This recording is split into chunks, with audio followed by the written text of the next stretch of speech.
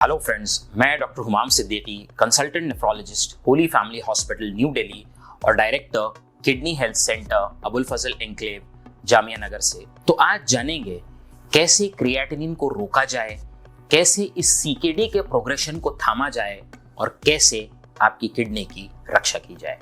Number 1, blood pressure control. सबसे पहले ध्यान ये रखना है कि आपका ब्लड प्रेशर 130/80 से कम हो।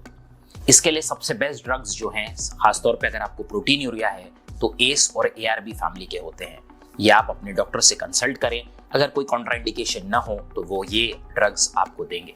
नंबर 2, आपका शुगर कंट्रोल बहुत अच्छा रहे। अगर आप डायबिटिक है तो आपका HbA1c 6.5 to 7 के रेंज में रहे। यहाँ भी डायबिटिक्स के लिए सीकेडी को थामने के लिए SGLT2 इनहिबिटर्स फैमिली के जो ड्रग्स आते हैं वो बेस्ट होते हैं। तो आप अपने नेफ्रोलॉजिस्ट से जरूर कंसल्ट करें और इस मेडिसिन पर वो आपके साथ चर्चा करेंगे और कोई कॉन्ट्राइंडिकेशन नहीं होगा तो वो आपको ये दवा देंगे। नंबर 3, आपका हाइड्रेशन अच्छा रहना चाहिए। इसका मतलब आपकी बॉडी एडिक्वेटली हाइड्रेटेड रहे। ना आपको डिहाइड्रेशन होना है, ना आपको वॉल्यूम ओवरलोड में जाना है। यानी ना बहुत ज्यादा स्वेलिंग होनी चाहिए बॉडी में, ना बॉडी एकदम सूखी होनी चाहिए, डिहाइड्रेटेड होनी चाहिए। आपका हाइड्रेशन लेवल बिल्कुल एडिक्वेट होना चाहिए। ये भी आपके डॉक्टर डिसाइड करते हैं। किस तरह से, हर एक का हाइड्रेशन अलग होगा सीकेडी के पेशेंट्स में खासतौर से। वो डिपेंड करेगा आपको यूरिन कितना आ रहा है और आपके हार्ट की पंपिंग कैसी है, उसका इजेक्शन फ्रैक्शन कितना है। तो इस मुद्दे पर भी आप अपने नेफ्रोलॉजिस्ट से कंसल्ट करें और वो आपको एडिक्वेट हाइड्रेशन किस तरह से मेंटेन करना ये जरूर बताएंगे। नंबर 4, आपका नमक का इंटेक कम रहना चाहिए। दिन भर में आपको 5 ग्राम सॉल्ट से कम ही लेना है। यानी 1 टीस्पून जो होती है 1 टीस्पून सॉल्ट, उससे कम ही आपको दिन भर में कंज्यूम करना होगा। नमक को कम करने से ब्लड प्रेशर भी कंट्रोल बेहतर रहता है, आपके यूरिन में प्रोटीन जाना भी कम होता है और इसके साथ साथ बॉडी में स्वेलिंग आना, वॉल्यूम ओवरलोड में जाना, ये चीज़ भी कम होती है। इसीलिए इस पॉइंट पे बहुत ज़्यादा फोकस करना है। आपका नमक का इंटेक 5 ग्राम से कम रहे।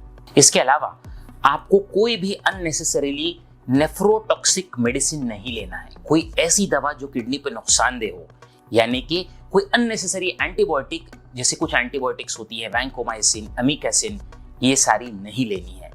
अननेसेसरी पेन किलर्स तो बिल्कुल नहीं लेना है। डाइक्लोफेनाक, आइबुप्रोफेन, ये सारे एनसेड फैमिली के ड्रग्स हैं जो आपकी किडनी पर नुकसान पहुंचा सकते हैं।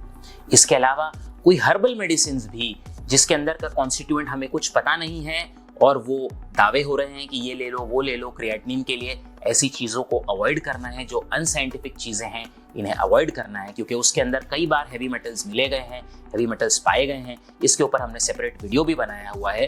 तो ऐसी कोई भी अननेसेसरी चीज़ से बचना है, तभी हम इस बीमारी से लड़ पाएंगे साइंटिफिक वे में। इसके अलावा हमें अपने डाइट पे फोकस रखना है। लो प्रोटीन डाइट इंपॉर्टेंट है।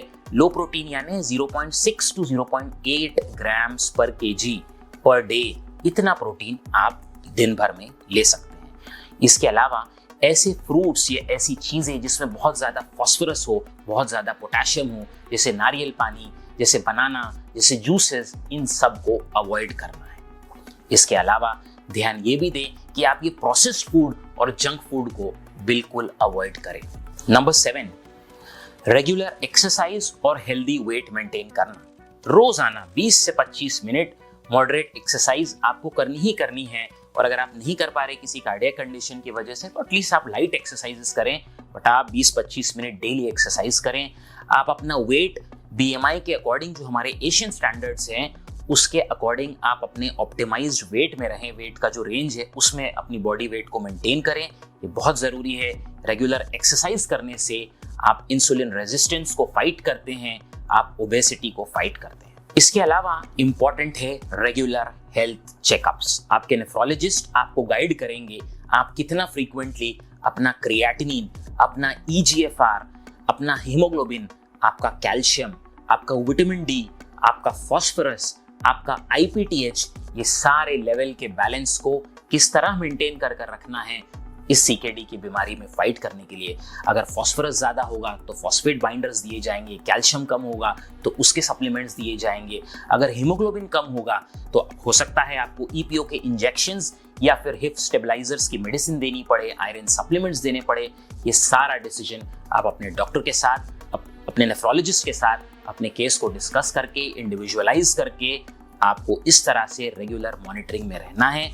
तभी हम इस बीमारी से इफेक्टिवली लड़ पाएंगे और इस क्रिएटिनिन को कंट्रोल कर पाएंगे। Last but not the least, मैं अपना 10th पॉइंट बताऊंगा आप सबके लिए। हमेशा इन्फेक्शन से और डिहाइड्रेशन से बचना है। यूरिन में जलन हो, तुरंत आप डॉक्टर से कंसल्ट करें। यूरिन इन्फेक्शंस बहुत कॉमन है सीकेडी में। डिहाइड्रेशन हो, कभी भी आपको फीवर हो, लूज मोशंस हो जाएं, आप तुरंत अपने डॉक्टर से कंसल्ट करें, इसके लिए मेडिसिन लें, क्योंकि इन्फेक्शंस और डिहाइड्रेशन कॉमन कॉजेज है, कॉमन करेक्टेबल कॉजेज हैं, जिससे हम क्रिएटिनिन को कम कर सकते हैं अगर इसका सही वक्त पर ट्रीटमेंट हो गया। तो हमने जाना 10 इंपॉर्टेंट टिप्स अपने क्रिएटिनिन को कंट्रोल करने के लिए और अपनी किडनी को सुरक्षित रखने के लिए। याद रखें, किडनी केयर, किडनी की देखभाल ये सिर्फ घर तक ही सीमित नहीं। रेगुलर डॉक्टर से मिलना, डॉक्टर से कंसल्टेशंस, डॉक्टर से चेकअप इंपॉर्टेंट है आपकी किडनी को मजबूत रखने के लिए, सुरक्षित रखने के लिए। Thank you.